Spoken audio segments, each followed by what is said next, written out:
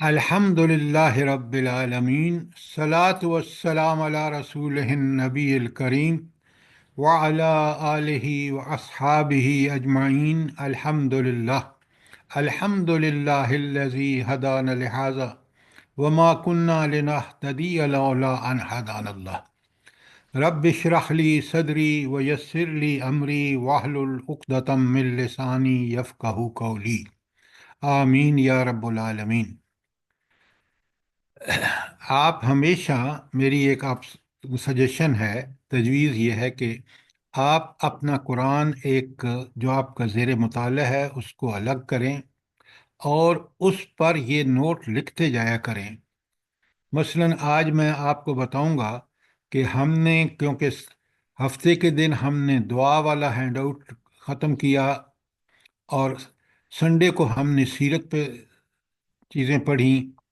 آج ہم جمعے کے بعد آج پھر ہم سورہ مومنون پر شروع کر رہے ہیں، جو 79 آیت سے ہم نے شروع کرنا ہے۔ اب اگر میرے قرآن پہ لکھا ہو کہ اس سورت کی آیات 1 تا 11 جو ہیں وہ اہل ایمان کی صفات جو ان کو کامیابی سے ہمکنار کریں گی، اور ان کے اخروی انعامات جو آخری 2 آیتوں میں ہیں، اولئک هم الوارثون الذین یرثون الفردوس ہم فیہا خالدون، یہ ان کے انعامات ہیں۔ اور اوپر اگر آپ دیکھیں یہ آیات بڑی، ہر آیت قرآن کی اہم ہے بندے کے لیے، لیکن یہاں تو بتا دیا گیا کہ اگر تمہیں جنت چاہیے نا تو پھر تمہیں یہ کام کرنے ہوں گے۔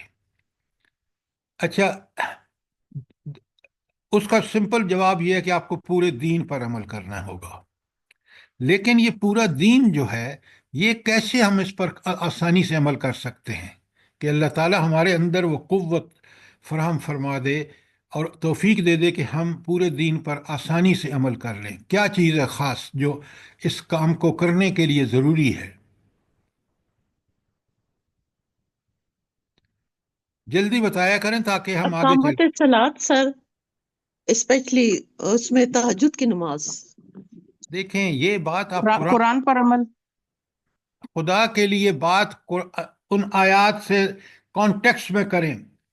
اس میں صاف لکھا ہے کہ فلاح پانے والے مومن کی 2 بڑی صفات ہیں، نماز خشوع والی اور نماز کی حفاظت، بیچ میں سارا دین ہے۔ اب اگر میری نماز ہی خشوع و خضوع والی نہیں ہے اور نہ میں نماز کی حفاظت کرتا ہوں، دین مجھے پہاڑ نظر آئے گا کہ میں اس پر عمل نہیں کر سکتا۔ لیکن اگر میری نماز 5 وقت کی نماز خشوع اور خضوع والی ہے اور میں اپنی نماز کی حفاظت کرتا ہوں تو میرا اللہ میرے لیے بہت آسان کر دیں گے، مجھے طاقت اور قوت اور توفیق عطا فرمائیں گے کہ میں پورے دین پر ٹھیک ٹھیک عمل کروں۔ سوال کریں اگر کوئی چیز سمجھ نہیں آئی۔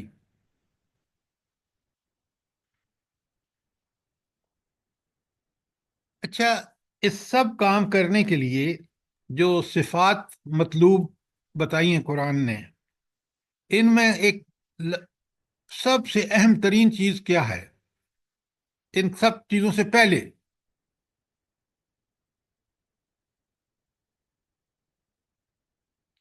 دیکھیں نا، آپ سوال بھی نہیں کرتے اور جب میں سوال کرتا ہوں تو آپ جواب بھی نہیں دیتے۔ ایمان۔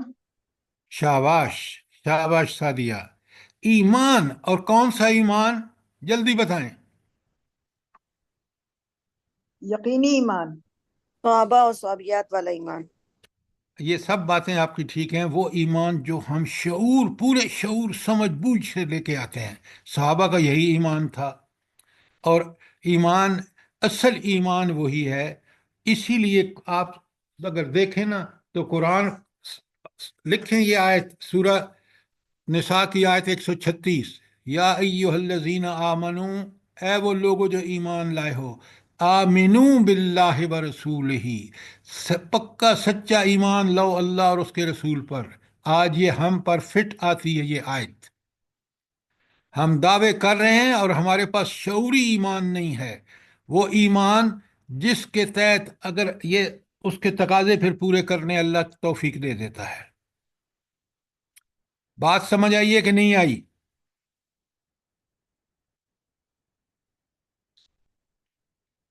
پہلے ایمان، اور وہ صحابہ اور صحابیات والا ایمان، وہ شعوری ایمان۔ چلیں تھوڑا سا آگے سوال کرتا ہوں تاکہ آپ بات کو سمجھیں۔ اللہ تعالیٰ پر جو ایمان ہے، شعوری ایمان، وہ انسان کو کیسے ملے گا؟ توحید کا پکا سچا عقیدہ انسان کو کیسے ملے گا؟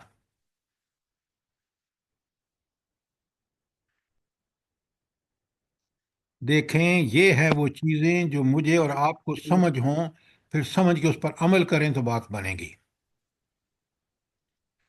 سر جب اللہ تعالیٰ کی صفات کا اس کو علم ہوگا تو پھر وہ توحید پہ اس کا پکا آپ سچا۔ بالکل ٹھیک کہہ رہے ہیں، آپ کے بات بالکل ٹھیک ہے۔ معرفت الہی، اور معرفت ہے اللہ تعالیٰ کی صفات۔ کائنات کی ہر چیز اس کی تسبیح بیان کر رہی ہے، اس کی عبادت میں لگی ہوئی ہے، لہٰذا میرا بھی بحیثیت مخلوق، اور مخلوق میں بھی اس اللہ تعالیٰ نے مجھے سب سے اعلیٰ درجہ دیا، اشرف المخلوقات، تو میں تو سب سے زیادہ اللہ کی عبادت کروں۔ توحید اللہ تعالیٰ کی صفات کی معرفت ہے۔ رسالت کا ایمان کب پکا سچا ہوگا؟ جلدی قرآن بتائیں۔ سے جی، اتباع رسول صلی اللہ علیہ وسلم، سر جب اللہ پہ اتباع ایمان مضبوط ہوگا تو۔ اب دیکھیں ان سوالوں کو کیوں نہیں جواب لکھتے تاکہ آپ جواب دے سکیں۔ نبی کریم صلی اللہ علیہ وآلہ وسلم سے ان کی اطاعت کا حق، اتباع کا حق اس وقت ہم ادا کریں گے جب ہم پوری طرح نبی کریم صلی اللہ علیہ وآلہ وسلم کی صفات سمجھیں گے۔ اور وہ صفات سمجھنے کے لیے ہم نے سیرت کا کورس شروع کر رکھا ہے، کتاب رحیق المختوم پڑھ رہے ہیں آپ، اور آپ دیکھ رہے ہیں وہ صفات جب ہم دیکھتے ہیں کہ انسان اس اللہ کے نبی صلی اللہ علیہ وآلہ وسلم نے دین کو پہنچانے کے لیے ہم تک کس قدر جد و جہد کی، کیا قربانیاں دیں، کس طرح اپنی جان کو خطرے میں ڈالا، لیکن اس نے حق ادا کیا۔ تو جب یہ ہم دیکھتے ہیں تو اس وقت ہمیں محبت، سچی پکی محبت ہوتی ہے، پھر ہم اس کی اطاعت کرتے ہیں۔ تو آپ کو سمجھ آ گیا کہ توحید کا عقیدہ کب پختہ ہوگا؟ وہ معرفت الہی سے ہوگا۔ نبی کریم صلی اللہ علیہ وآلہ وسلم کی اتباع، اطیع اللہ و اطیع الرسول، قرآن میں کئی جگہ آتا ہے، تو وہ اطاعت انسان محبت کی وجہ سے کرتا ہے۔ اسی لیے حدیث میں آیا ہے کہ تمہیں سب سے زیادہ محبت نبی کریم صلی اللہ علیہ وآلہ وسلم سے ہونی چاہیے، اللہ اور اس کے رسول سے۔ یہ چیزیں جب تک آپ کے فکر کا حصہ نہیں بن جاتی، جب آپ کی سوچ، آپ کا جو علم ہے وہ توحید اور رسالت اور آخرت پر پختہ نہیں ہوتا، اس وقت تک ہمارے اندر وہ اللہ تعالیٰ توفیق نہیں عطا فرماتے جس سے ہم پوری طرح دین پر عمل کر سکیں۔ توحید کو بھی پتہ چل گیا آپ کو، رسالت کا بھی پتہ چل گیا۔ اب آخرت کا یقین کیسے پیدا ہو؟ دیکھیں، یہ یقین کا لفظ اس لیے کہ تاکہ میں اس یقین کے تحت دنیا میں ٹھیک ٹھیک عمل کروں۔ تو وہ آخرت کا یقین کیسے پیدا ہوگا؟ تلاوت آیات سے سر۔ بالکل آپ نے ٹھیک کہا، لیکن تلاوت آیات جب ہم کہتے ہیں تو ہم قرآن کو پڑھنا سمجھتے ہیں، یہ بالکل غلط ہے۔ تلاوت کا مطلب ہے جی پیچھے سر۔ پیچھے پیچھے پیچھے چلنا۔ آپ قرآن کو پڑھیں، آخرت کا کوئی، قرآن کا کوئی صفحہ خالی نہیں ہے جہاں پہ آخرت کا بیان نہ ہو، اور جب میں اس کو سمجھ کے اور اس کو فالو کرتا ہوں تو مجھے بالکل یقین ہو جاتا ہے کہ ہر عمل کا میں نے اللہ تعالیٰ کو حساب کر دینا ہے جو میں یہاں کر رہا ہوں، چاہے چھوٹا ہو یا بڑا ہو، اور مجھے پوری ذمہ داری سے اس عمل کو اسی طرح ادا کرنا ہوگا جس طرح اللہ تعالیٰ نے حکم دیا قرآن میں، اور نبی کریم صلی اللہ علیہ وآلہ وسلم نے کر کے دکھایا۔ یہ تین چیزیں آپ کو کلیئر ہونی چاہیے، پھر آپ کا ایمان ٹھیک ہوگا۔ اگر ایمان ہی ٹھیک نہیں ہے تو اگلی بات ہے اللہ تعالیٰ خطاب کر رہا ہے اہل ایمان سے، اور آج ہمارا ایمان زبان سے نیچے نہیں ہے۔ ایسا ایمان جو دل میں اتنا جاگزیں ہو جائے، اتنا پسندیدہ ہو جائے کہ ہر چیز کو ہم اللہ کی مرضی سے دیکھیں، رسول اللہ صلی اللہ علیہ وسلم کے طریقے پر دیکھیں، اور آخرت کو پیش نظر رکھ کے دیکھیں، پھر آپ کا ایمان ٹھیک ہے۔ ہم قرآن پڑھ رہے ہیں، ہمیں قرآن کی تعلیمات کا کما حق کا ہو شعور، سمجھ بوجھ اور اس پر عمل ہونا چاہیے۔ کوئی سوال آج 1 تا 11 کے بارے میں، عقائد کے بارے میں جلدی بتائیں۔ اچھا، اس کے بعد 12 تا 14 میں انسانی تخلیق کے مراحل کا بیان ہے، کہ پہلے نطفہ ہوتا ہے، پھر وہ علقہ بنتا ہے، علقہ سے مضغہ بنتا ہے، اور مضغہ سے ہڈیاں، اور پھر ہڈیوں پر اللہ تعالیٰ گوشت چڑھا کے، اور پھر بالآخر ایک انسان کی تخلیق ہوتی ہے۔ اور پھر وہاں اللہ تعالیٰ فرماتے ہیں سورہ آیت 14 کے بعد، کہ اللہ تعالیٰ فرماتے ہیں فَتَبَارَكَ اللَّهُ أَحْسَنُ الْخَالِقِينَ، بڑی برکتوں والا ہے وہ رب جس نے اس نطفے سے ایک عظیم ہستی انسان پیدا کر دیا، اور اس کو ان صلاحیتوں دے دیں، اس کی فطرت میں رکھ دیں جس سے وہ بہترین انسان بن سکتا ہے، اگر وہ اپنی اس فطرت کو، اس ہدایت جو نبی لے کے آئے ہیں، جو کتاب نبی لے کے آئے ہیں، اس کے مطابق بنا لے، وہ کامیاب اور کامران ہے۔ کوئی سوال آیت 12 تا 14 کے بارے میں؟ آپ یہ لکھیں، 12 تا 14 میں یہ بیان ہے، 1 تا 11 میں یہ بیان ہے، تاکہ آپ جب پڑھیں تو آپ ہر آیت کو دیکھیں کہ واقعی یہ چیز مجھے سمجھ آ رہی ہے کہ نہیں آ رہی۔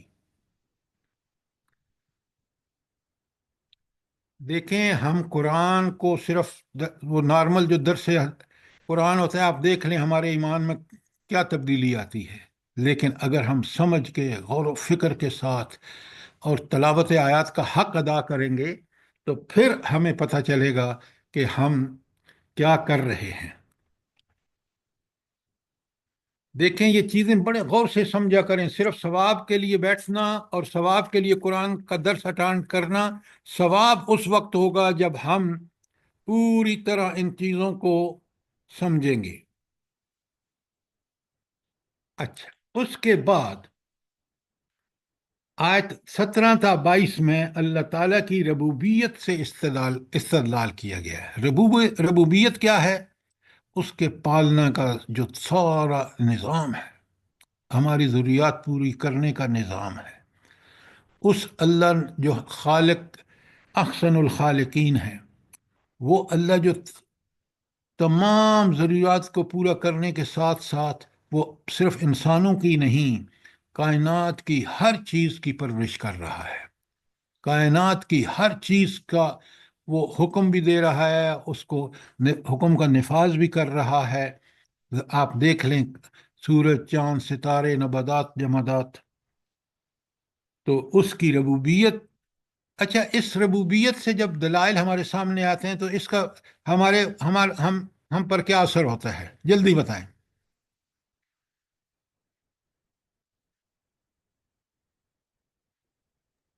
ہمارا یقین کامل ہوتا ہے، عقیدہ توحید اور مضبوط ہو جاتا ہے۔ پورا ایمان آپ کا کہ وہ رب کتنا کمال کا صنع، کمال کا ایگزیکیوٹر، کمال کی اس کی پلاننگ، تو پھر میں اس کے سامنے جھک جاتا ہوں۔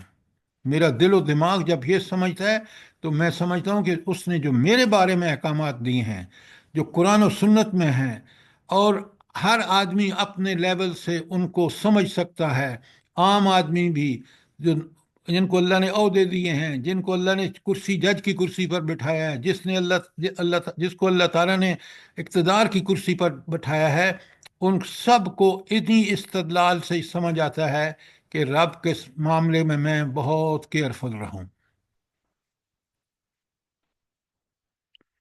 اس کے بعد آپ لکھتے جائیں تاکہ 23 تا 50 آیت میں رسولوں کو جنہوں نے جھٹلایا ہے، آپ دیکھ رہے ہیں وہاں حضرت نوح کا بھی نام ہے، پھر جنرلی آئے ہیں کہ لوگوں بڑا غور سے دیکھو، پوری انسانی تاریخ کو دیکھ لو کہ جن قوموں نے رسولوں کو جھٹلایا ہے ان کو کس طرح دنیا میں تباہ و برباد کیا، آخرت کا عذاب تو الگ ہے۔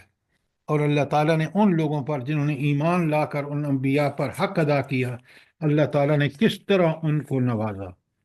یہ قرآن کا بڑا فیوریٹ سبجیکٹ ہے کہ لوگوں کو، تاکہ میں اور آپ نبی کریم صلی اللہ علیہ وسلم کی جو لائی ہوئی ہدایت ہے قرآن اور حدیث، اس پر عمل کرنے کا حق ادا کریں۔ کوئی سوال آیت 50 تک؟ پھر کتنی برحق بات ہے، اگر آپ سمجھنا چاہیں نا قرآن کو چھوڑ کر، قرآن سے ہٹ کر، کہ یہ آپ لوگوں نے اختلافات کیوں کیے؟ بھائی قرآن بھی ایک ہے اور نبی بھی ایک ہے ہمارے صلی اللہ علیہ وآلہ وسلم، تعلیمات بھی محفوظ ہیں، پھر اختلافات کیوں ہیں؟ کیا وجہ بتاتا ہے قرآن 51 تھا 56 میں؟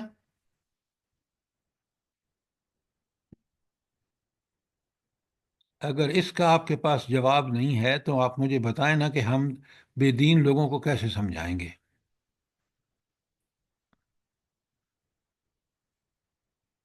برائے مہربانی، ہم آپ کو اللہ نے کتنا ذوق اور شوق دیا ہے، آپ ان چیزوں کو سمجھنے کا اہتمام کریں تاکہ میری اور آپ کی زندگی بالکل ان اصولوں پر قائم ہو جائے جو قرآن اور سنت میں بیان ہوئے، پھر ہم مسلمان ہوں گے۔ آج ہماری تباہی، ذلت اور پستی کا نتیجہ یہی ہے کہ ہم اس قرآن سے دور ہیں۔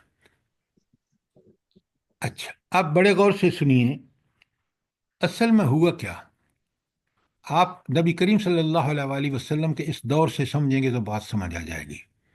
اب آپ دیکھیں یہ فرقے جتنے بنے ہوئے ہیں، اسلام کے سارے فرقوں کو دیکھ لیں، پہلے شیعہ سنی بنے، پھر سنیوں میں آپ دیکھیں اور شیعوں میں دیکھیں ڈھیروں، تو یہ سارے کے سارے ان مذہب کے پیروکاروں کا اپنا اپنا انٹرپریشن ہے، ورنہ نبی اور قرآن ایک ہی دین لے کے آئے تھے۔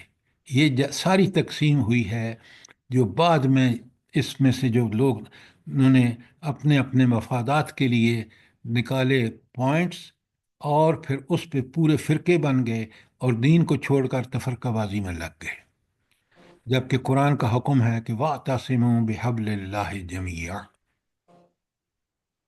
مل کے سب اللہ کی رسی قرآن کو پکڑ لو۔ اور اس قرآن کو اللہ تعالیٰ نے اپنی حفاظت میں خود لے لیا۔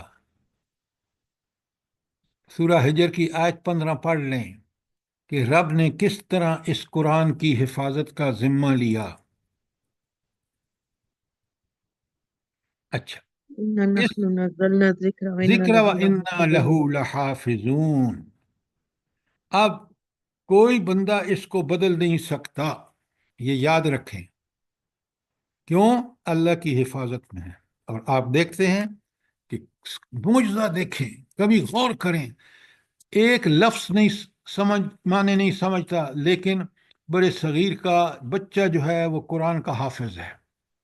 114 صورتیں، میں آپ کو انگریزی کا ایک پیج دیتا ہوں جو انگریزی آپ نہیں سمجھتے، اس کا معنی آپ ایک پیج مجھے یاد کر کے نہیں سنا سکتے۔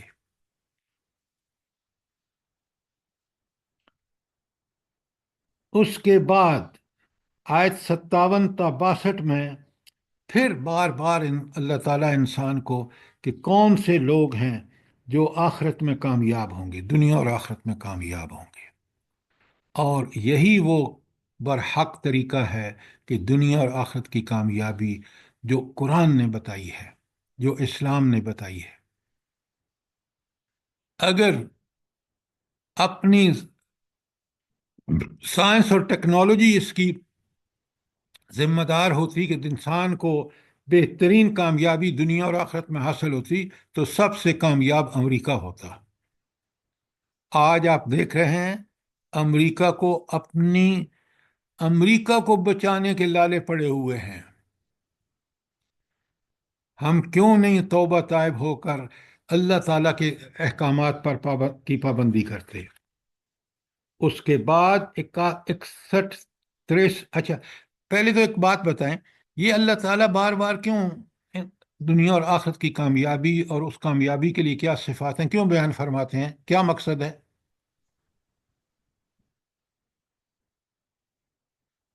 تاکہ انسان اللہ تعالیٰ کی معرفت حاصل کر لے۔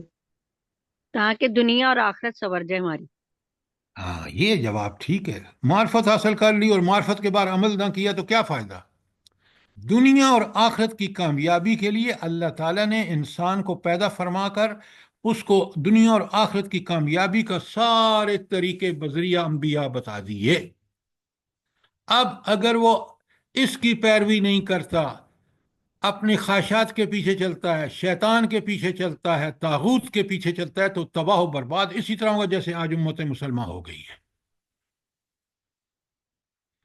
جن کو رب پر یقین ہوتا ہے وہ دیکھیں، مجاہدین فلسطین نے 1 سال سے زائد عرصہ ہو گیا اور آج انہی کی ٹرمز اور کنڈیشن پر نیتن ہاؤ جو ہے وہ انہی کی شرائط پر معاہدہ کر رہا ہے، اور دنیا کو کیا منہ دکھائے گا آج آپ دیکھ رہے ہیں۔ تو اللہ کے ان کا خیال تھا کہ اس غزہ کو تو میں سائنس اور ٹیکنالوجی اور امریکہ اور یورپ کی مدد سے 1 ہفتے میں ختم کر دوں گا، 1 سال میں بھی ختم نہیں کر سکا۔ جنہوں نے رب پہ یقین ہوتا ہے وہ رب کے لیے قربانیاں دیتے ہیں، تو پھر رب ان کی کیسی مدد کرتا ہے آپ کے سامنے ہے۔ آلریڈی ایک واقعہ جہاں افغانستان میں ہو چکا ہے آپ کے سامنے ہے۔ ہم ہیں کہ ہم ٹس سے مس نہیں ہوتے، قرآن کی حقانیت کس قدر ثابت ہو رہی ہے۔ تو یاد رکھیے، یہ ساری خوبیاں بار بار مومنین کی بتانے کا مقصد یہ ہوتا ہے کہ یہ مومن ان خوبیوں کو اپنا کر دنیا میں بھی کامیاب ہوں اور آخرت میں بھی کامیاب ہوں۔ اللہ تعالیٰ قرآن میں فرماتے ہیں تمہیں اللہ جہنم میں بھیج کے کیا کرے گا؟ اگر تم مومن بن جاؤ تو تمہیں دنیا اور آخرت کی کامیابیاں، اور اسی لیے آپ دیکھ رہے ہیں کہ 63 تا 67 میں مترفین کا ایک خاص لفظ ہے۔ مترفین کیا ہے؟ بڑے غور سے سنیے، جن کو اللہ تعالیٰ نے خوب نعمتوں سے نوازا ہے، مال اولاد، جیسے کافر ہے، اور ان کے بارے میں سختی سے منع کیا اللہ نے کہ تم مترفین کے پیچھے نہ چلنا۔ کیوں؟ وہ اتنی نعمتوں کو سمجھتے ہیں یہ ہمارا کمال ہے، نعوذ باللہ۔ وہ نہیں سمجھتے کہ اللہ نے ہمیں دیے ہیں، اللہ نے ان کے ایک ایک چیز کے بارے میں پوچھنا ہے۔ ثم لتسألن یومئذ عن النعیم۔ اب ہم اس حد تک پہنچے ہیں جہاں ہم نے آج شروع کرنی ہے۔ آیت 68 تا 92 میں منکرین کے بعد شبہات کا جواب دیا گیا ہے۔ پہلے تو مجھے یہ بتائیں کہ قرآن کیوں کئی جگہوں پر منکرین کے شبہات کا جواب دیتا ہے؟ اس کی وجہ کیا ہے؟ کس لیے؟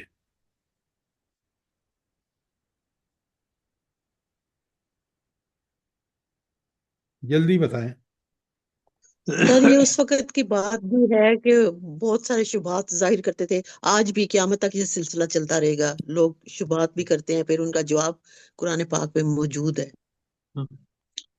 سر یہ آپ نے بتایا تھا کہ تاکہ حجت تمام ہو جائے۔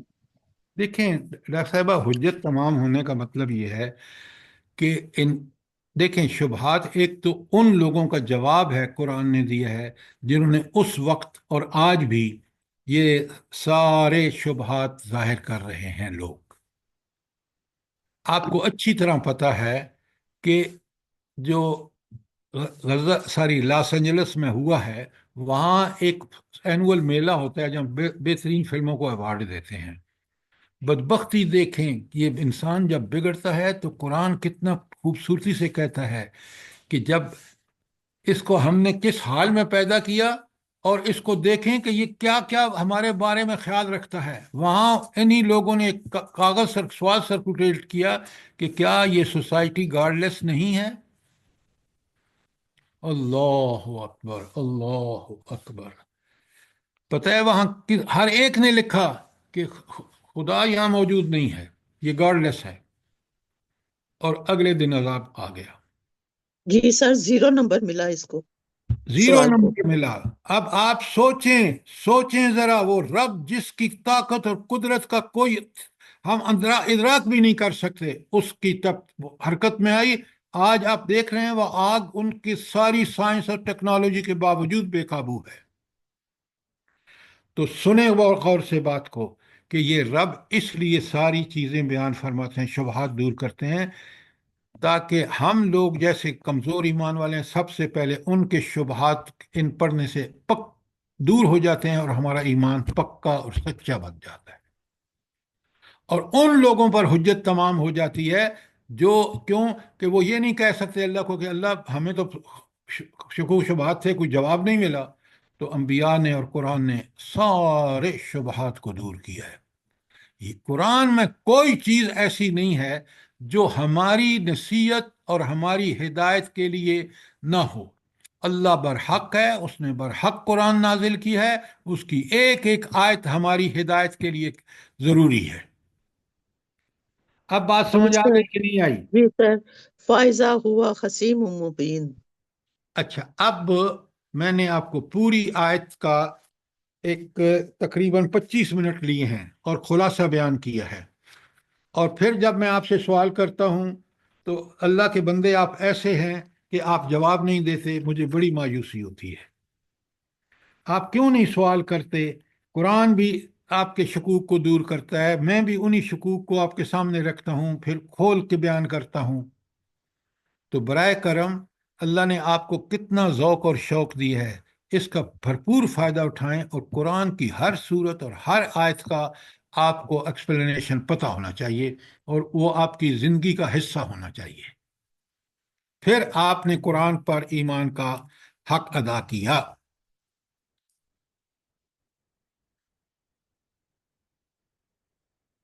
آپ مجھے یہ صاف صاف بتائیں کہ کیا یہ جو میں نے آپ کے سامنے 25 منٹ میں اس کا خلاصہ بیان کیا، یہ ضروری تھا یا نہیں تھا؟ بے حد بہت ضروری ضروری تھا۔ تھا۔ جی سر۔ جزاک اللہ خیر سر، بہت بہت خوبصورت۔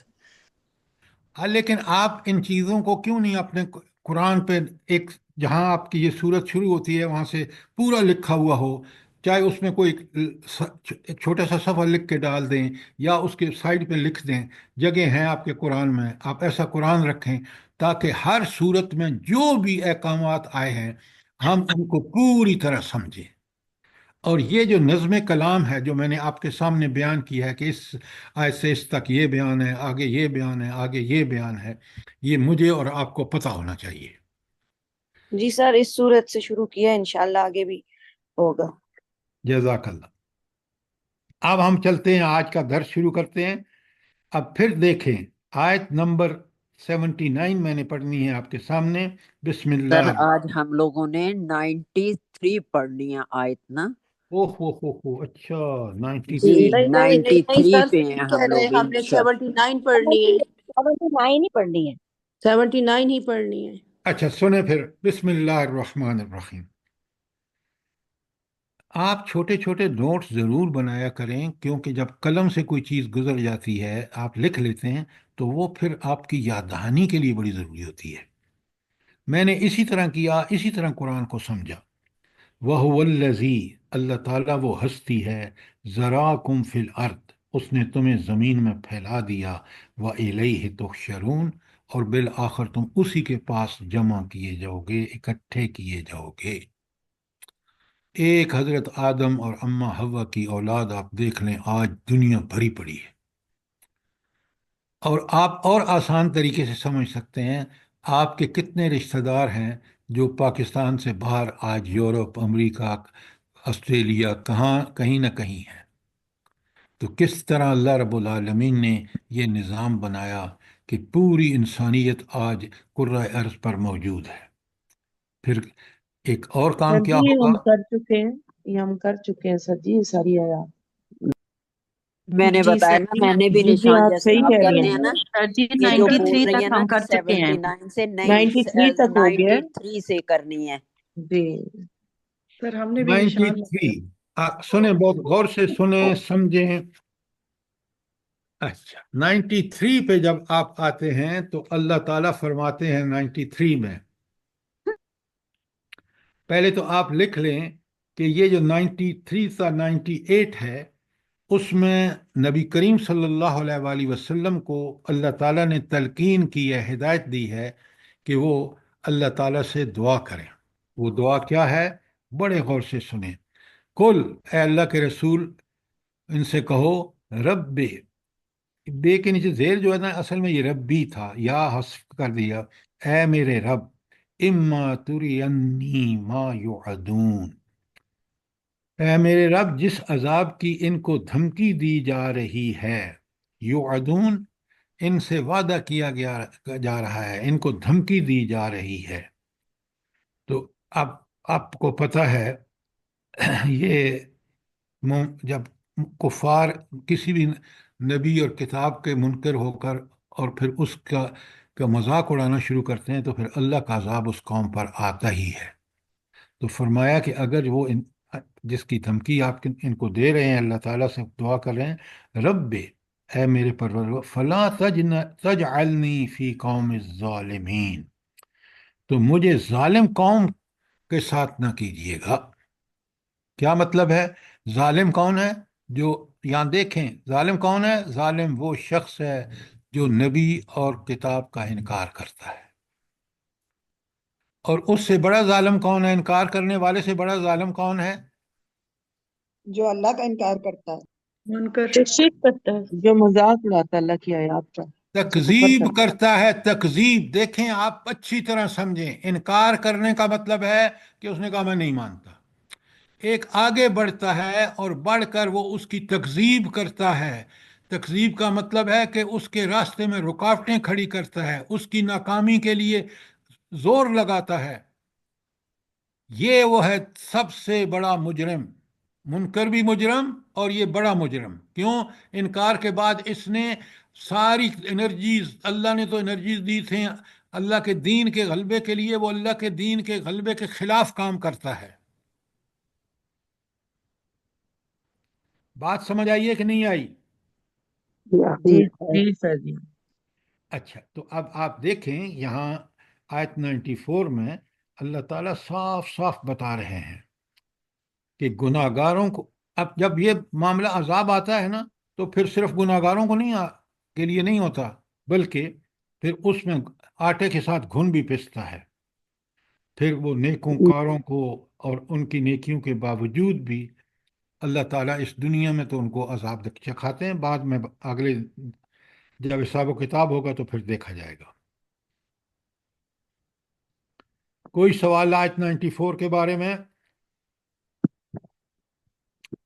आयत 95, व इन्ना अला अन नुरियका बाद मा नाइदुहुम लकादिरून, और हकीकत यह है कि हम तुम्हारी आंखों के सामने ही वो चीज़ ले आने की पूरी कुदरत रखते हैं जिसकी इनको हम धमकी दे रहे हैं।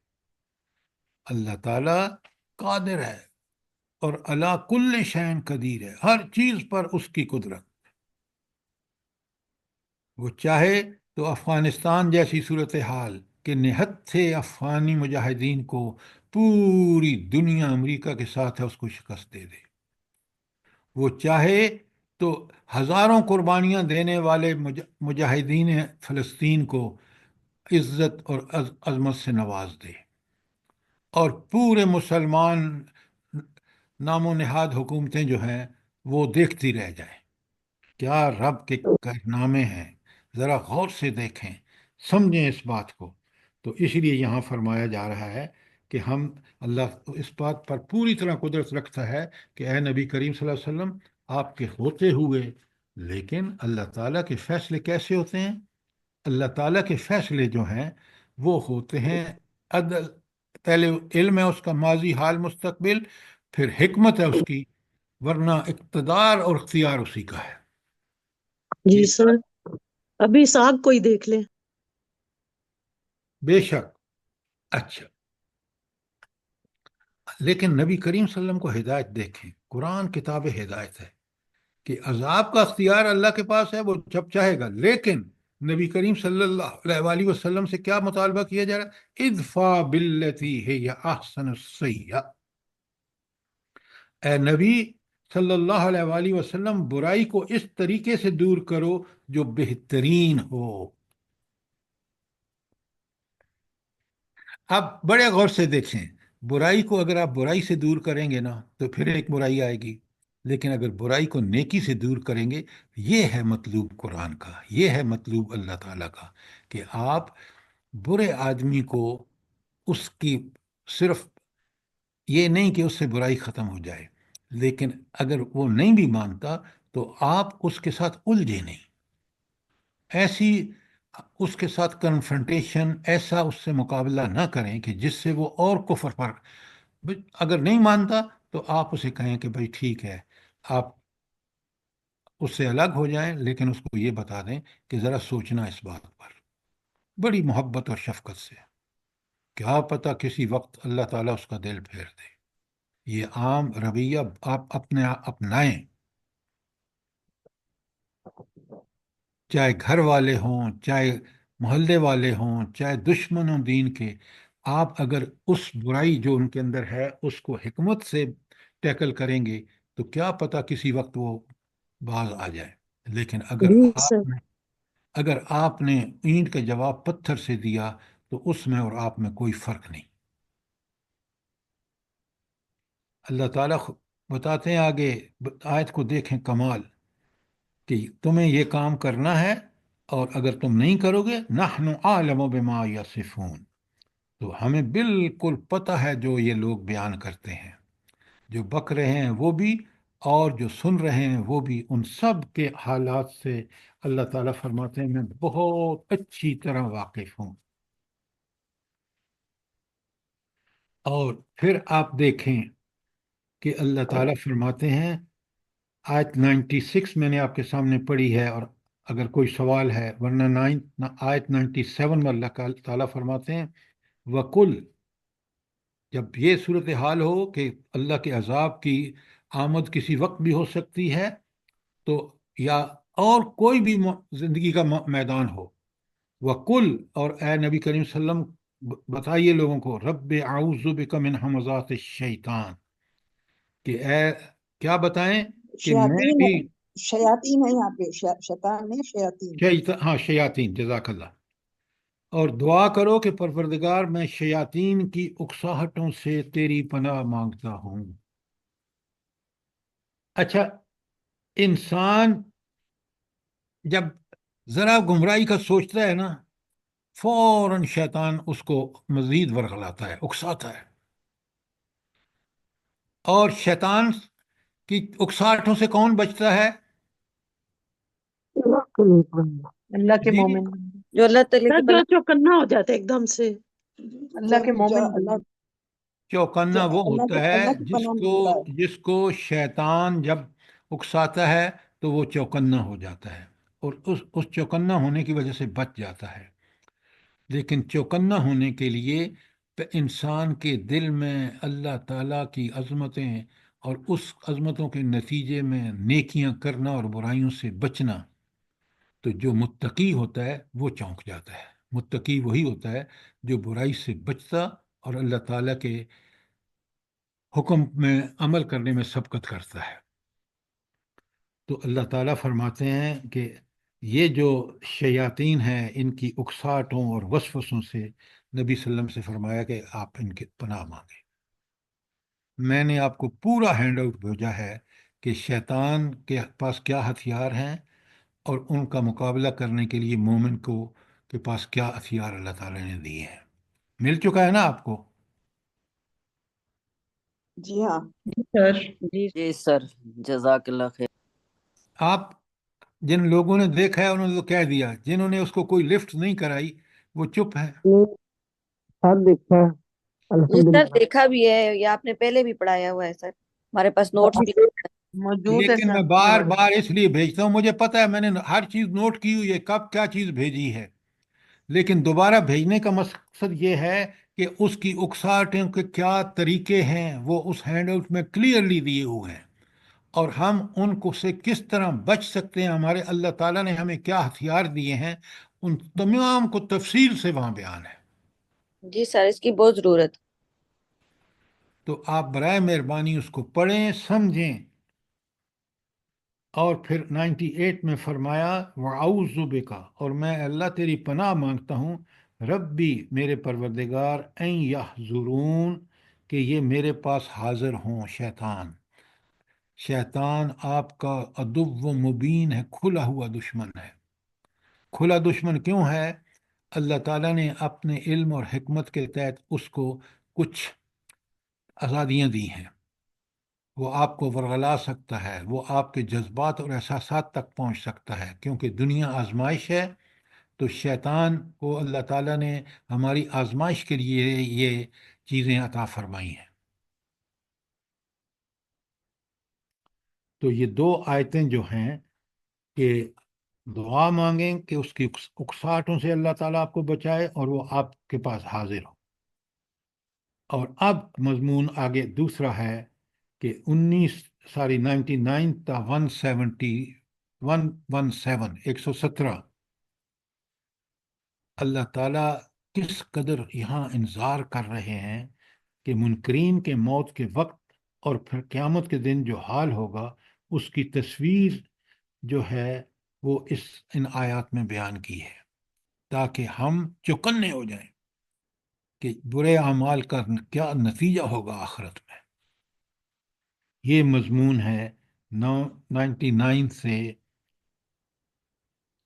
سر جی یہاں کیا لکھیں ہم؟ یہ تو آپ نے لکھا ہے نا کہ نبی کو کہا جا رہا ہے کہ اللہ سے دعا کریں، یہاں نہیں، 98 تک۔ پہلی 97 98 جو ہے وہ تو ہے عفو درگزر کی دعا اللہ تعالیٰ سے، لیکن 99 to 177 جو ہے وہ منکرین کا موت کے وقت اور قیامت کے دن جو حال ہوگا اس کی ایک تصویر کشی کی گئی ہے ان آیات میں۔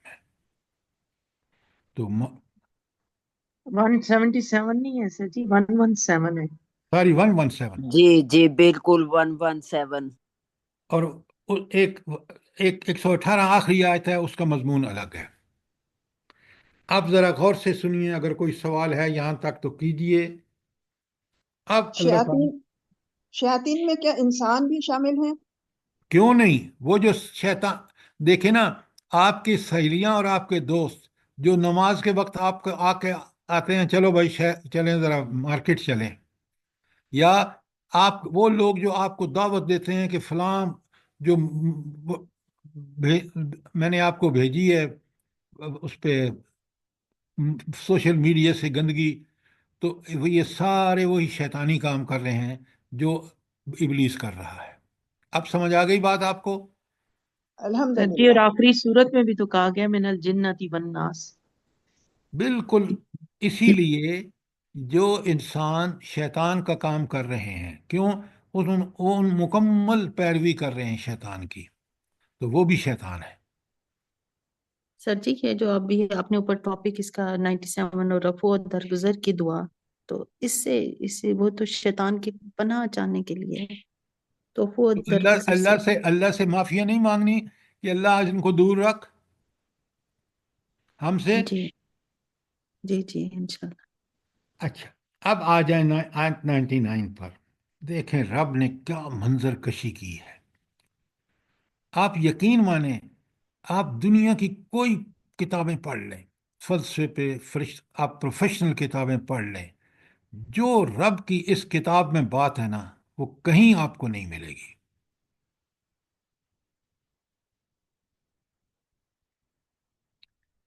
اسی لیے حضرت عمر راوی ہیں اور نبی کریم صلی اللہ علیہ وآلہ وسلم فرماتے ہیں، کبھی غور کریں، میں نے تو اس پہ بڑا غور کیا ہے اور اس کی حقانیت کھل کے میرے سامنے آئی۔ وہ کیا ہے کہ فضل کلام اللہ علی سائر الکلام، فضیلت اللہ کے کلام کی باقی سارے کلاموں پر، اللہ کی کتاب کی باقی ساری کتابوں پر کیسی ہے؟ کا فضل اللہ تعالی علی خلقہ، ایسی فضیلت ہے جیسی خود اللہ تعالیٰ کو اپنی مخلوق پر فضیلت ہے۔ مخلوق، خالق، اللہ خالق اور مخلوق جو ہے اس نے پیدا فرمائی ہے، وہ اس کی محتاج ہے۔ تو دنیا کے سارے علوم جو ہیں ان کا کچھ بھی مقابلہ نہیں ہے اللہ کے اس کتاب سے، قرآن سے۔ اب سنیں ذرا الفاظ سنیں، حتیٰ اذا جاء احدهم الموت، یہاں تک کہ جب ان کو موت آ جائے گی، قال، تو پھر یہ کیا کہیں گے؟ رب ارجعونی، اللہ ذرا مجھے واپس بھیج کے تو دیکھ۔ اب پھر وہاں بہانے لگا رہے ہیں۔ اللہ نے جو مہلت دی تھی دنیا میں، اس میں کوئی کام نہیں کیا، اس دین کے خلاف کام کیے۔ اب اللہ سے دیکھ کے نا اس عذاب کو، جہنم کو، پھر کہتے ہیں کہ اللہ ہمیں ذرا واپس تو بھیج، پھر دیکھنا ہم کتنے نیک ہوتے ہیں۔ ذرا دیکھیں ان کی کیفیت کس طرح بیان کی ہے، کہ اب وہ اللہ سے کہہ رہے ہیں کہ ذرا آگے آپ آیت میں دیکھیں، آیت نیکسٹ آیت جو ہے، لعلی اعمل صالحا فیما ترکت کلا، تو اللہ سے کہہ رہے ہیں کہ تاکہ آپ مجھے بھیجیں نا واپس، میں ایسے اعمال صالح کروں گا۔ اور اللہ تعالیٰ کہتے ہیں ہرگز نہیں، کلا انہا کلمۃ هو قائلها، یہ تو وہ زبان سے ایک بات کہہ رہا ہے، بک رہا ہے، جو اس کی زبان کی بات ہے۔ معاملہ رہا کہ اس کو واپس بھیجیں، یہ پھر دنیا میں وہی کام کرے گا، اور جب اس کو مہلت دی تھی تو اس نے وہ کام نہیں کیے جس کے لیے دنیا میں زندگی اس کو ملی۔ اب کیا ہوگا ان کے لیے، ایسے لوگوں کے لیے کیا کمال کی بات ہے، وَمِن وَرَائِهِمْ بَرْزَخٌ إِلَى يَوْمِ يُبْعَثُونَ، اب تو ان کے آگے پردہ ہے، برزخ ہے، اور کب تک؟ جب تک دوبارہ اٹھائے نہیں جاتے۔ آپ دیکھیں حضرت آدم اس پردے کے پیچھے ہیں، کب تک؟ جب تک یہ دوسرا سور نہیں پھونکا جائے گا، قیامت کا قائم نہیں ہوگی، سب مر نہیں جائیں گے پہلے سور پہ، دوسرے سور پہ پھونکا جائے گا تو سارے اٹھ کے کھڑے ہو جائیں گے۔ تو یہ ہمارے دادا، نانا، پردادا، پردادا سب اس پردے کے پیچھے ہیں۔ اور کب اٹھیں گے؟ کیا منظر کشی دیکھیں، آیت کے پورے مفہوم کو جوڑیں تو ایک پورا زمانہ قرآن نے ایک چھوٹی سی آیت کے اندر رکھ دیا ہے۔ اب سنیں ایک اور ہولناک بات، آیت 101 میں کہا فَإِذَا نُفِخَ فِي الصُّورِ فَلَا أَنْصَابَ بَيْنَهُمْ، اور پھر جو ہی سور میں پھونک ماری جائے گی، ان کے درمیان کوئی رشتہ نہ رہے گا، لا يتساءلون، نہ وہ ایک دوسرے سے کا حال بھی پوچھیں گے۔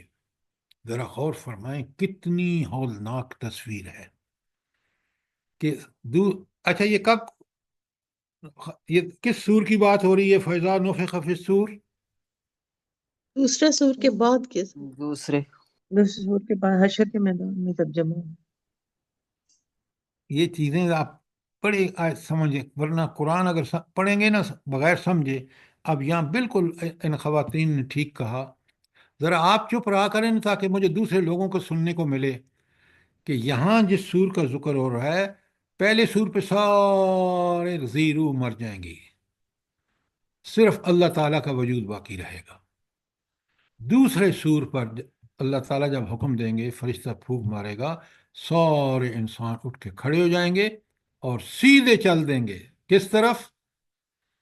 میدان حشر کی طرف۔ میدان حشر کی طرف۔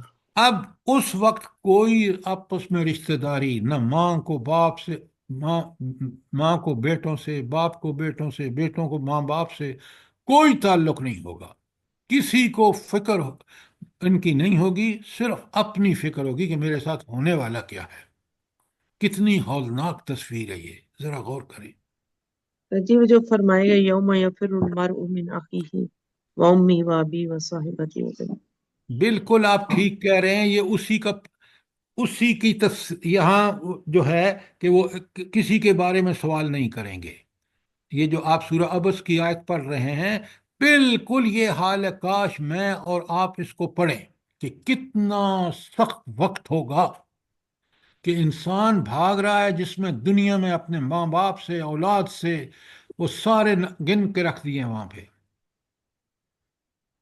یہ سورہ عبس کی کون سی آیت ہے؟ ذرا نمبر بتائیں، سب لکھیں۔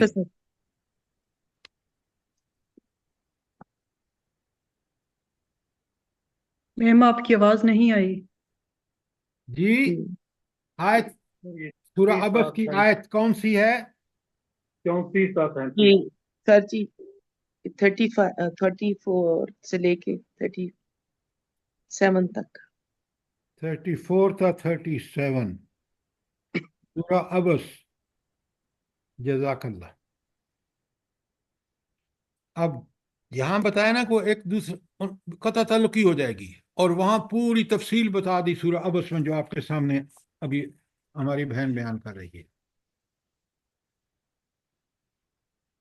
اور اب آ جائیں یہ تھی آیت 101، اور 102 میں پرچہ آؤٹ کر دیا اللہ نے۔ پرچہ آؤٹ ہونے کا مطلب کیا ہے؟ جلدی بتائیں۔ مال نامے کھل نامہ کر عمل دے گا اس بالکل جزا مل جاتی ہے کہ پرچہ پاس آؤٹ کرنے کا مطلب یہ ہوتا ہے کہ جو کچھ امتحان میں پوچھا جائے گا وہ آپ کو پہلے سے اللہ نے بتا دیا ہے۔ تو اللہ نے کیا بتایا؟ کامیاب کون ہوگا؟ جس ومن کا زحزح عن النار ومن وأدخل ثقلت الجنة موازینہ، فقد فاز۔ نہیں، آپ پہلے یہاں اس آیت کو جن دیکھیں۔ کے پلڑے بھاری ہو۔ جس کی نیکی کا پلڑا بھاری ہوگا وہ کامیاب ہو جائے گا۔ اچھا، فمن ثقلت موازینہ فأولئک هم المفلحون۔ اولئک هم المفلحون۔ اچھا، اب اس کے بارے میں بالکل یہی آیتوں کا مفہوم، بلکہ الفاظ بھی یہی ہیں۔ دو جگہ اور قرآن میں آیا ہے کہ ناکامی اور کامیابی کا، یا ناکام اور کامیاب لوگوں کا وہاں کرائٹیریا کیا ہوگا، معیار کیا ہوگا۔ فمن ثقلت موازینہ فاولئک هم المفلحون، اور یہ تو کامیاب ہو گئے۔ اور 103 میں کہا ومن خفت موازینہ فاولئک خسروا انفسهم فی جہنم خالدون۔ دو جگہ قرآن کی لکھ لیں، اسی آیت 102 اور 103 کے ساتھ لکھیں۔ سورہ مومنون کی آیت 102 103 یہ ہے، اور سورہ آراف کی آیت 8 اور 9 میں بھی بالکل یہی بات ہے۔ سورہ آراف آیت 8 اور 9، اور سورہ سر جی القاریہ، سورہ القاریہ میں 6 تا 11 میں بھی یہی بات ہے۔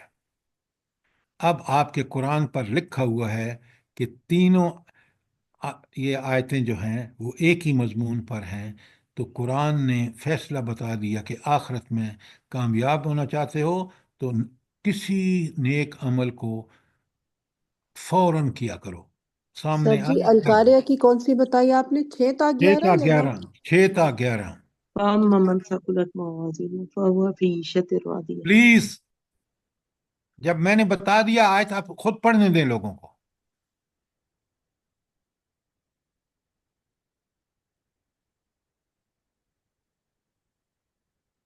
آپ اس طرح قرآن کے ساتھ لکھ لیں گے، یقین مانے آپ کے پاس پورا خلاصہ قرآن کا آ جائے گا۔ اب جب آپ آراف پڑھ رہے ہوں گے اور وہاں آپ لکھ دیں گے کہ 8 اور 9 کے ساتھ کہ یہ مومنون کی 102 اور 103 اور سورہ قاریہ کی 6 تا 11 ہے، بس بات ختم ہو گئی۔ جب تینوں جگہ پہ آپ پہنچیں گے، یہ لکھا ہوا موجود ہوگا، آپ کو پتہ چل جائے گا کہ یہ آیت کہاں کہاں قرآن میں موجود ہے۔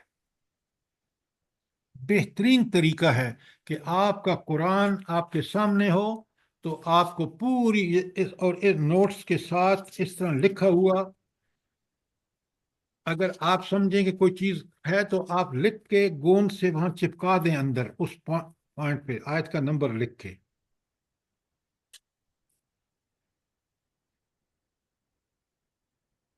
جی اب آ سر جی، جائیے۔ لکھ لینے سے بہت ہیلپ ہو جاتی ہے کہ اسی وقت بندہ دیکھ لیتا ہے جب جس آیت پہ پہنچتا ہے۔ جزاک اللہ۔ سورہ قلم میں اللہ تعالیٰ کیا فرماتے ہیں؟ لکھ تحریر کا بڑا فائدہ ہوتا ہے، نوٹس بنانا طالب علم کا کام ہے۔ ہم نے ساری زندگی قرآن کو پڑھا ثواب کے لیے، اور ہمیں کخ پتہ نہیں کہ اس کے اندر کتنا بڑا اللہ تعالیٰ کا فرمان موجود ہے۔ اب آگے منظر کشی دیکھیں آخرت کی، اللہ اکبر اللہ اکبر۔ تلفح وجوہہم النار، جہنم کی آگ کیسی ہوگی؟ ان کے چہروں کو کی کھال چاٹ جائے گی۔ وَهُمْ فِيهَا كَالِحُونَ، اور ان کے جبڑے باہر نکل آئیں گے۔ آیت 103 رہ گئی، جی آیت 103۔ 103 میں نے 103 اور 102 اور 103 کروائیے سر، کروائیے۔ ہاں بس یہ آپ ذرا جاگ کے بیٹھے نا۔ اچھا، اب ذرا غور فرمائیں، دو چھوٹے ٹکڑے ہیں، تلفح وجوہہم النار، ان کے چہروں پہ جو کھال ہوگی نا وہ آگ بالکل بھسم کر دے گی۔ وَهُمْ فِيهَا كَالِحُونَ، یہ کالحون جو ہے اس کا صحیح مفہوم کیا ہے؟ کبھی غور کیا کریں، ایسے الفاظوں پہ گزر نہ جایا کریں۔ سر وہ جو سری ہوتی ہے اس کو آگ پہ خوب منیس، تپا لیں۔ میڈم ڈاکٹر صاحبہ، جب آپ سر کسی باربیکیو، پلیز میں بول رہا ہوں، آپ سنیں گا، جب آپ کسی بندے کو آگ میں ڈال دیں اور وہ جل رہا ہو، اس کا چہرہ جو ہے اس وقت کالہن ہوتا ہے، کہ وہ اتنے جبڑے اس کے چیخ پکار مکار رہا تھا کہ ہائے کوئی مجھے بچائے بچاؤ، تو اس کے چہرے کی جو صورتحال ہوتی ہے اس وقت جب وہ جل رہا تھا، جس طرح اس کا چہرہ بگڑا ہوا اور جبڑے باہر نکلے ہوئے، اس کو کالہون کہتے ہیں۔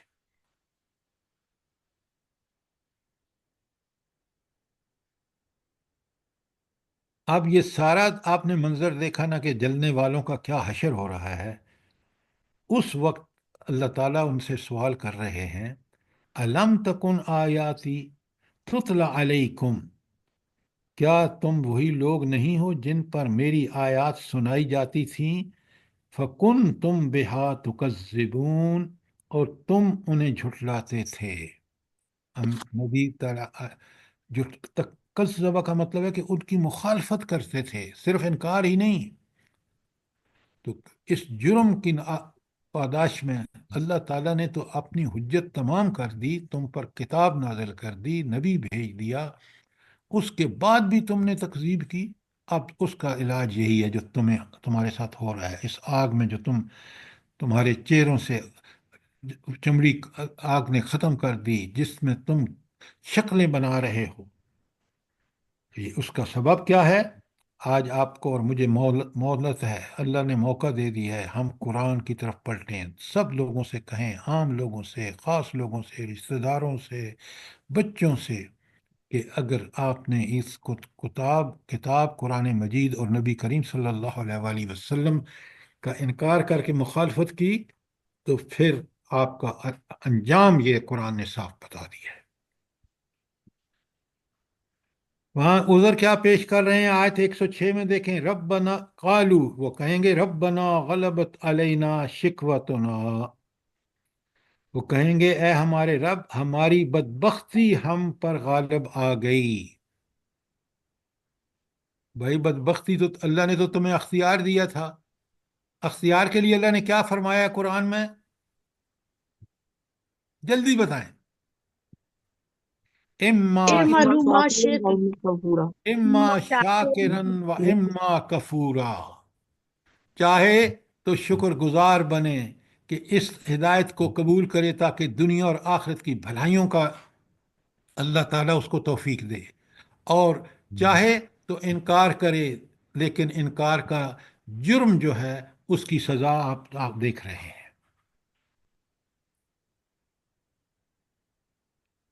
اور پھر کہتا ہے آیت 107 میں، ربنا اخرجنا منہا، اے میرے رب مجھے اس میں سے نکال دے، فَإِنْ عُدْنَا فَإِنَّا ظَالِمُونَ، اگر پھر دوبارہ ہم قصور کریں گے تو ظالم ہوں گے۔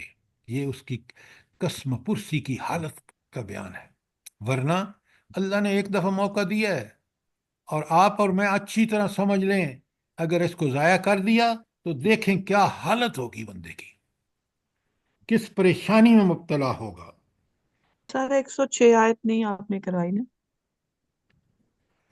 قالوا ربنا غلبت علینا شقوتنا، وہ کہیں گے اے ہمارے رب ہماری بدبختی ہم پر چھا گئی، غالب تھی، وَكُنَّا قَوْمًا ضَالِّينَ، ہم واقعی گمراہ تھے۔ اب پورا اعتراف کر رہے ہیں، لیکن اس اعتراف کا کوئی فائدہ نہیں، کیونکہ اللہ تعالیٰ نے دنیا میں ان کو، مجھے بھی اور آپ کو، یہ سب چیزیں بتا کے حجت پوری کر دی۔ اب فیصلہ اس کے مطابق ہوگا، فیصلہ وہاں اس آگ کو دیکھ کے ہم جو سارے اعترافات کر رہے ہیں، ساری جو وہاں بلکس نکل چکے ہیں، اس کا کوئی وہاں آج معافیاں مانگ لیں، آج پلٹ آئیں اللہ کی طرف، باقی زندگی اس کے توبۃ نصوح کر کے اور اللہ کے دین پر اخلاص سے عمل کریں، اللہ تعالی ہمارے گناہوں کو معاف فرما دیں گے۔ تو یہ آپ دیکھ رہے ہیں، قرآن ہی ہمیں بتاتا ہے، قرآن ہی سے ہمیں یہ ہدایت ملتی ہے، میں اور آپ اس کے لیے پورے اخلاص سے کمر بستہ ہو جائیں، ورنہ سورہ حامیم میں سجدہ کی ایک آیت ہے، ربنا ابصرنا وسمعنا فرجعنا نعمل صالحا انا موقنون۔ یہ کئی جگہ اور بھی ہے۔ جی سر، کتنا اقرار کرے گا اس وقت۔ کچھ فائدہ نہیں، دیکھیں نا آج دنیا میں اللہ تعالیٰ نے ہمیں کس چیز سے نہیں نوازا، کون سی نعمت ہے جو اس نے نہیں دی، کاش ہم شکر کرنے والے بنے، لیکن آپ دیکھ رہے ہیں اکثریت کا حال، آپ دیکھ رہے ہیں، اللہ تعالیٰ ہمیں معاف کرے۔ اچھا، اب وقت ختم ہو گیا ہے، تو آیت 108 انشاءاللہ کل کریں گے، اور 118 تک جائیں گے، پھر اس کے بعد ہماری ہے آیت سورہ نور سر، سورہ نور نور۔ نور سر نور ہاں نور، بالکل، نور جی، بڑی اہم صورت ہے، بہت اہم صورت ہے۔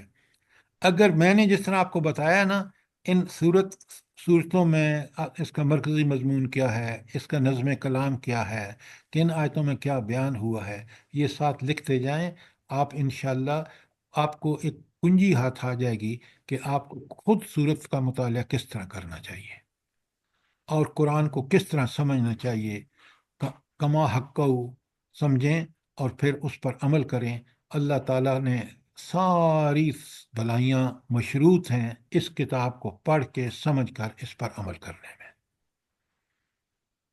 جی سر، جی جزاک اللہ، اب تو ہم لکھ رہے ہیں اللہ پاک ہم سب کو ہمت الحمدللہ۔ توفیق دے اسی طرح سمجھنے کی اور پڑھنے کی جیسے آپ سمجھاتے ہیں سر، اللہ پاک آپ کو جزائے خیر دے، اور یہ ہم لوگ سب آپ سے جو جڑے ہوئے ہیں ان کو بھی اسی طرح سمجھنے کی توفیق دے پروردگار، اور ہم آمین۔ لوگوں کی اولادوں کو بھی اور تمام دنیا کے مسلمانوں کو پروردگار اپنی رحمت کے اور فضل سے اسی طرح قرآن کو اور سنت پہ چلنے کی توفیق دے پروردگار۔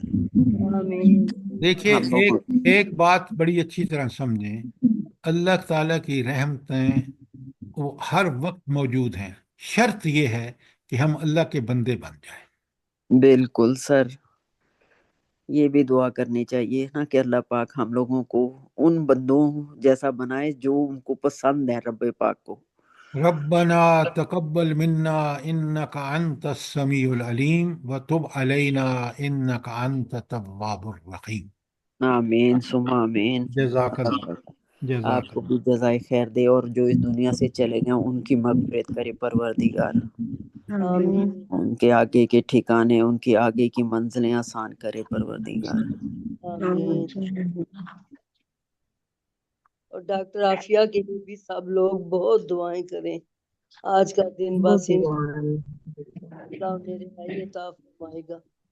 اگر ہم نے یہ دعائیں نہ کی نا ہے. تو قیامت کے دن اللہ تعالی ہم سے پوچھے گا کہ میرے ان بندوں کے لیے جو جو جیسے ڈاکٹر عافیہ ہے کہ کافر کس طرح اس ہماری بہن کے ساتھ انتہائی برا سلوک کر رہے ہیں، اللہ تعالیٰ اس کی خلاصی کرائے، اللہ تعالیٰ اس کو رہائی عطا فرما دلوائے آمین ثم تاکہ وہ آمین. اپنے بچوں میں آ کر اور ان کی پرورش کرے۔ آمین آمین. آمین سر ایک اور بھی بہت ضروری دعا ہے کہ اللہ تعالیٰ پاکستان میں اللہ کا قانون نافذ ہو جائے۔ آمین. آمین۔ ہمارے جی دین دیکھیے، کی بالکل. ایک بات ڈاکٹر صاحبہ سن لیں، یہ آپ کی بہت بڑی زبردست آرزو ہے اور ہمیں دعائیں کرنی چاہیے، لیکن دعا بغیر دوا کے قبول نہیں ہوتی۔ جی سر۔ بندہ تھوڑی سی کوشش کرے گا اور قربانیاں دے گا، اللہ ضرور اس کو کامیاب کرے گا، لیکن جو بیٹھ کے دعائیں مانگتے رہیں گے، آپ دیکھیں نا کعبۃ اللہ میں نبی کریم صلی اللہ علیہ وآلہ وسلم بیٹھ کے دعائیں مانگتے رہتے، کچھ بھی نہ ہوتا، نہ جی لڑائیاں نہ سر۔ جھگڑے، لیکن اللہ کی سنت یہ تھی کہ انہوں نے جس طرح قربانیاں دیں اسی نتیجے میں آپ دیکھیں کہ صرف 13 سال بعد حکومت قائم ہو گئی۔ ہم 70 سال سے زائد عرصہ گزر گیا، دور دور قرآن سے دور ہوتے چلے گئے، اور آج آپ کے ملک میں جو کچھ ہو رہا ہے اس کی مثال پوری دنیا میں نہیں ملتی۔ جی سر ایسا ہی ہے۔ جی سر وہ لکھتے ہیں نا کہ ہم ووٹ ابو جہل کو دیتے ہیں اور حکمران عمر فاروق جیسا چاہتے ہیں، تو اس طرح تو نہیں نا اسلامی نظام قائم ہوتا۔ یہ آپ بالکل ٹھیک کہہ رہے ہیں، لیکن اسلامی نظام قائم کرنے کے لیے جو ایفرٹس ہیں وہ جب تک ہم نہیں کریں گے کچھ نہیں حاصل ہوگا۔ جی سر۔ سر جی اس کے لیے تو کوئی کوشش نہیں ہو رہی کہ اس کے لیے کچھ ایفرٹس کی جائیں کہ نظام قائم ہو۔ اللہ ہمیں توفیق عطا فرمائے۔